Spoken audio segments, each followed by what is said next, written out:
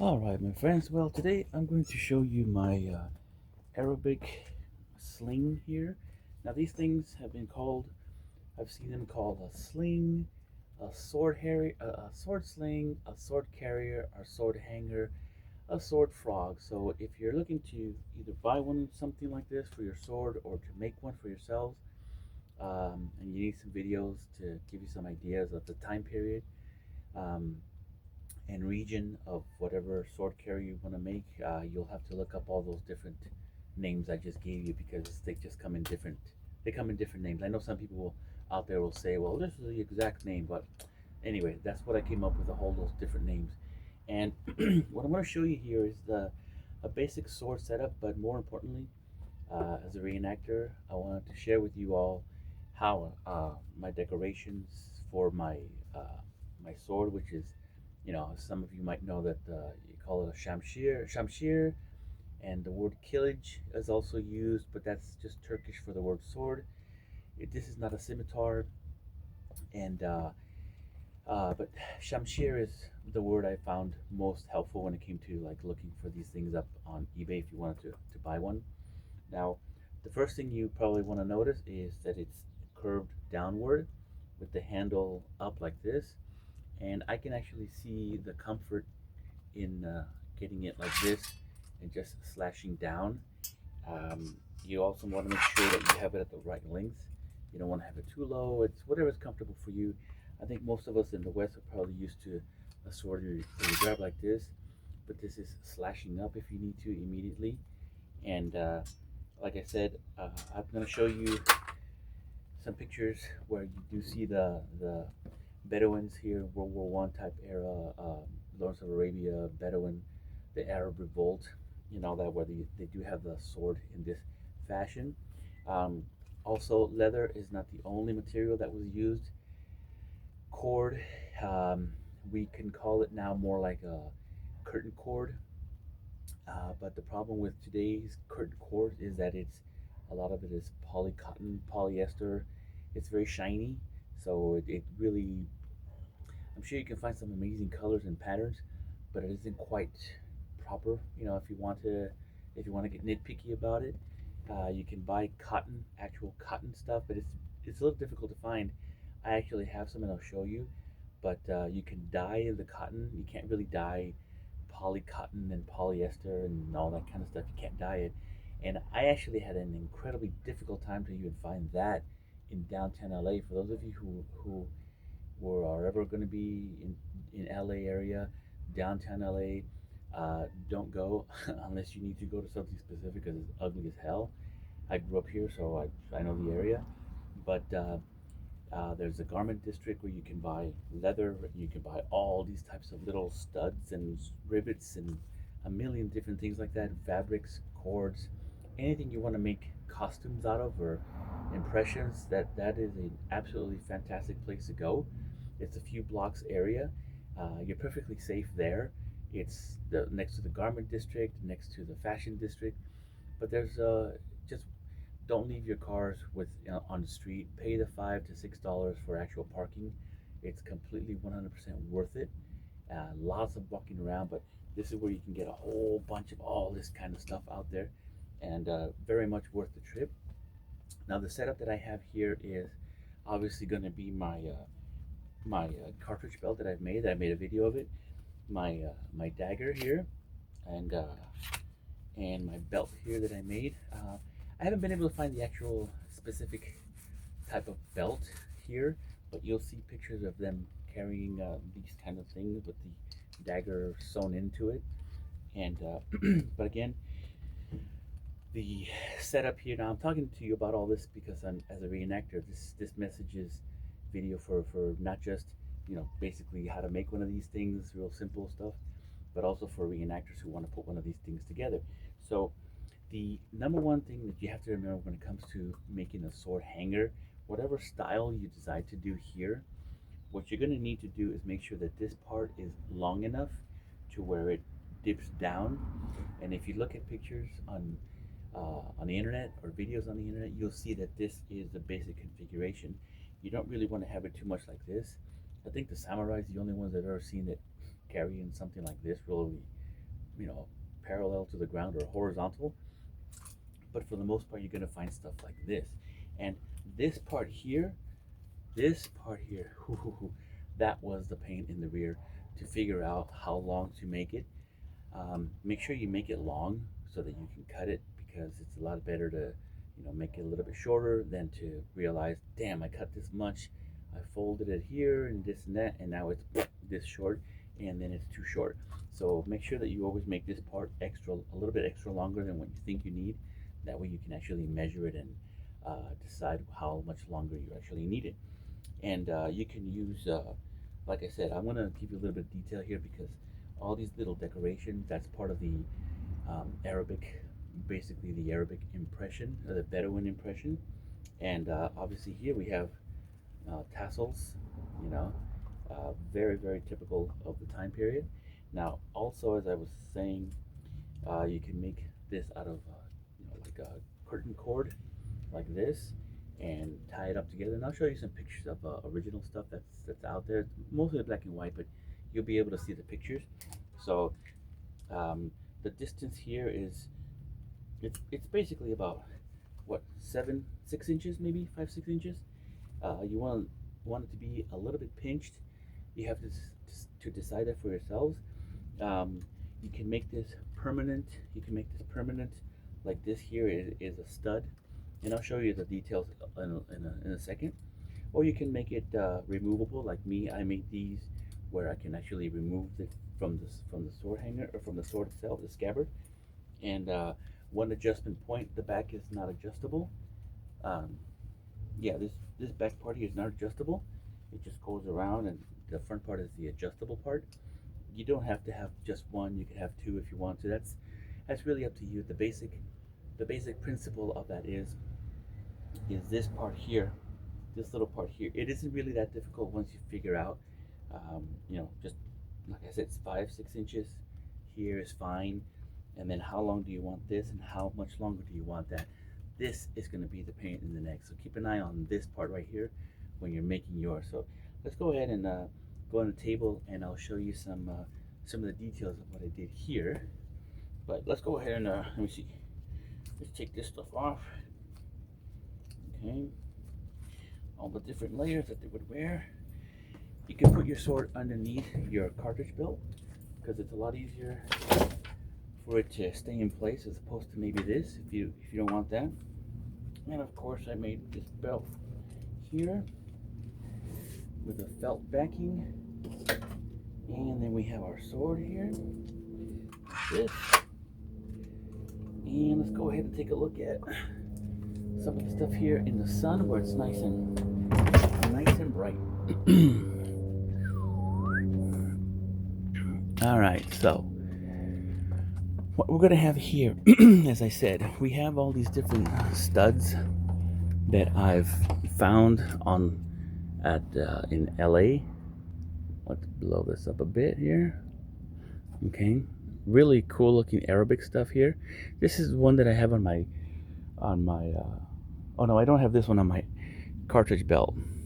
This is a different one, but all they are little clamps or clips, like a grappling on the back. They have those 3 prongs. So these are all just prongs, these types of studs here. Okay, and these are all riveted in there, and you'll have to have so this is more what you consider permanent. I mean, I've taken these off and put new ones in there, but all the tools for this stuff is really affordable. It's very affordable, and it's just that it's something that you might not want to jump into, like, oh, let me buy all the tools available. It's like, no, you got to go a little bit at a time, step by step. Here's another design here that I made. They love flowers design. And here's something that I think is really cool. Can you see the color in there? The yellow? And then this is kind of like orangey, yellow,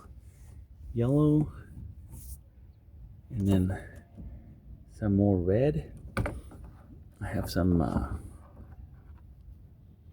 red here, some right here, my little jewels in there. Okay, now the way to do something like that is to basically have a in the back another piece of leather that you dye, and then you put it on to the back of this. Now these here are nothing but eyelets. They're just nothing but eyelets. I think these are 3/16, but there are different sizes, and hopefully you should be able to find something on eBay or Amazon or Etsy. Etsy's a good place too for look for these kind of things. Just make sure that you get one the length of the leather, so that it can come out the back, so it can, you can open it up like a flower so that it grips onto the leather. That's how these things work. And normally this leather that I use is generally going to be like a 1/8 a 1/8 leather, and the actual width of the strap is sometimes, if you've never had these before, you've never done this before, you think wider is more comfortable, but or that, oh no, this is 1 inch, it's going to be it's going to dig into my shoulder or something and it's going to be uncomfortable. It is not. Okay, trust me. I've carried a bunch of equipment, actual World War I, World War II equipment, the real stuff. I've made several things like this. 1 inch is perfectly fine. It's not. It does not dig into your shoulder at all. So don't necessarily, if you're not experienced with this kind of stuff, don't necessarily think wider is going to be better, because it really, it isn't. Your shoulder is not a flat piece of an area. It's soft. It's, you got your collarbone and you got your shoulder, and things are not flat. So a narrow 1 inch piece of leather is actually quite comfortable. And but the important one of the important things that I want to tell you about the back part here is, if you're not too familiar with leather, um, this is nothing but vegetable tan or leather. Very basic, very simple. But there are other leathers that are very, very thin, and I'm going to show you a little bit over here in a minute. But some of it is more pliable. It's more paper stiff, though very, very thin. And other stuff that is very, very thin is very um, like fabric, like a silk, very soft, very movable. And that's the kind of stuff that would be from sheep or pig. And this is the one thing that I'm 99% sure that this is how they did these designs here, which, with the color inside, because you put, like I said, you dye a leather and then you put that on the back, so the colorized part shows through here. And I guarantee you they were not using pig. If you know anything about Islam and Judaism, no, they would not be touching pork. So if anything, they would be using sheep. I don't know of any other fat leather that's super, super, super soft and very fabric like, crumply, you know, very, very soft material, other than those two. Now, as you can see here, you see these slits here. Okay, this is why I'm emphasizing that type of leather, because what I did, as I just set up for the millionth time, dyed this part on the other side here, and then slapped it up against the edge there, and now you see colors.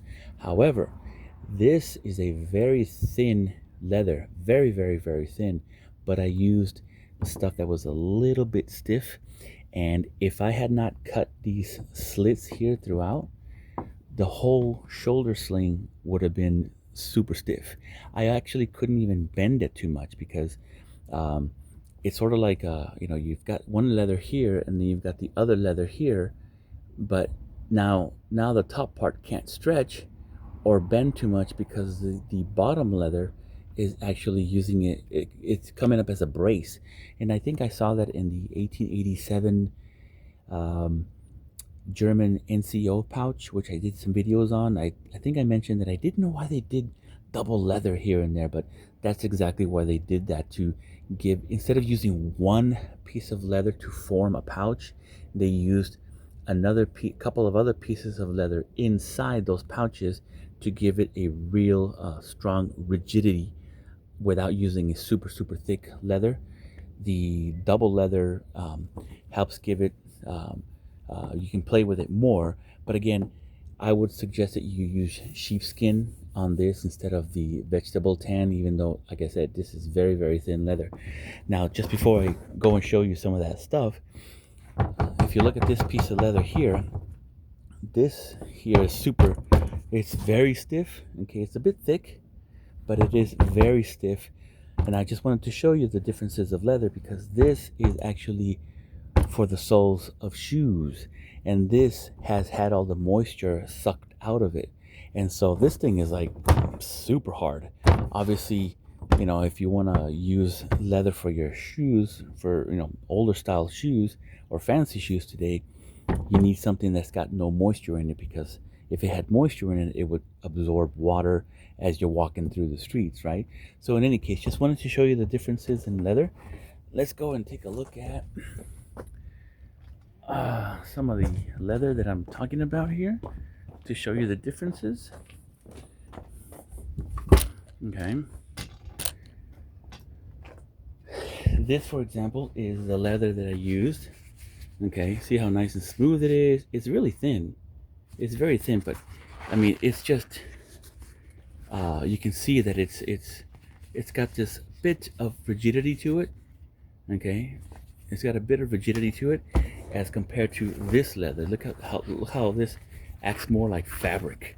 It's very thin, also very thin, but it's so crumply, so easy to bend, easy to maneuver, because different leathers behave different ways.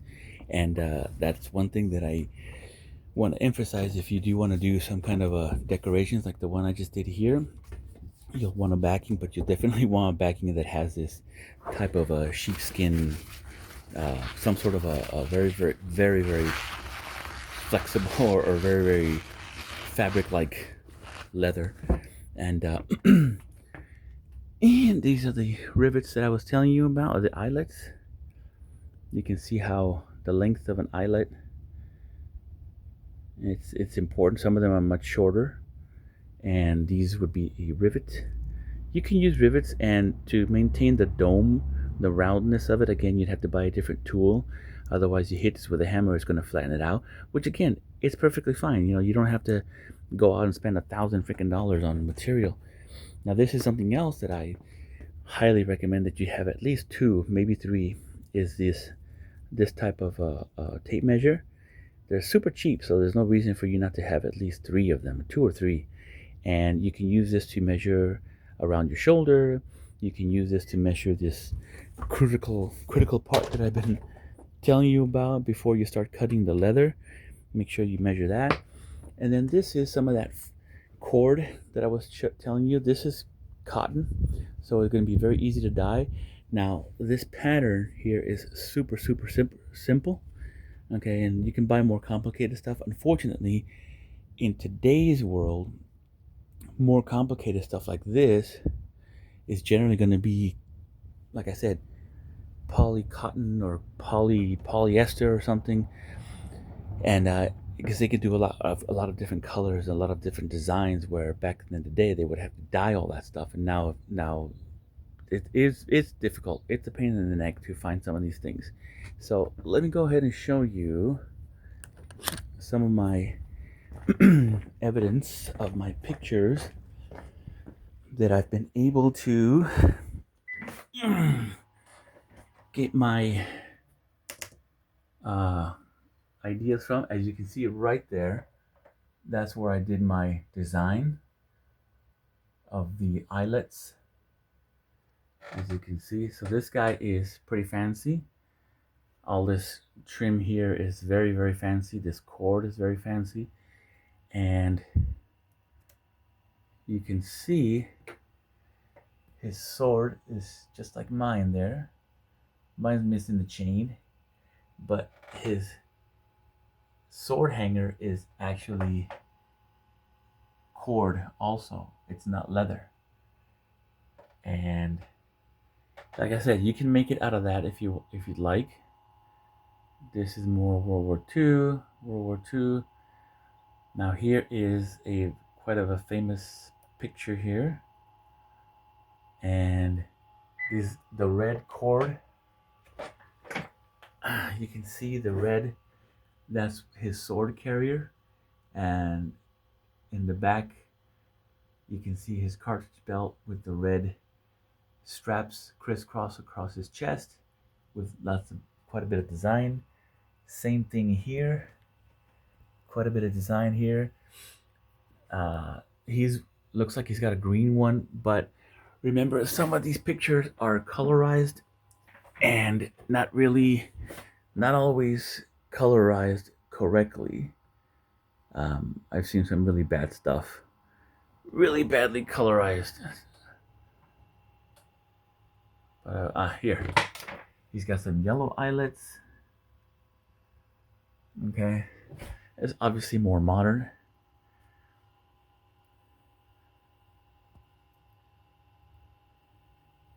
Here's another picture of the same guy with the red cord, but this is in black and white. Braids. Here's another guy a little bit more modern with decorations on his cartridge belt.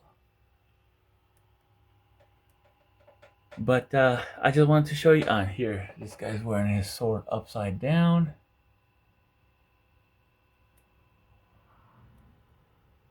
This is badly colored. Oh, that's of course me at a friend's house. And here he is wearing his sword upside down with the rings on the bottom, just like I did. And his 3-strap cartridge belt and dagger and cord for his pistol. Yeah, that cord there is going to be for his pistol, which I'm sure he has one.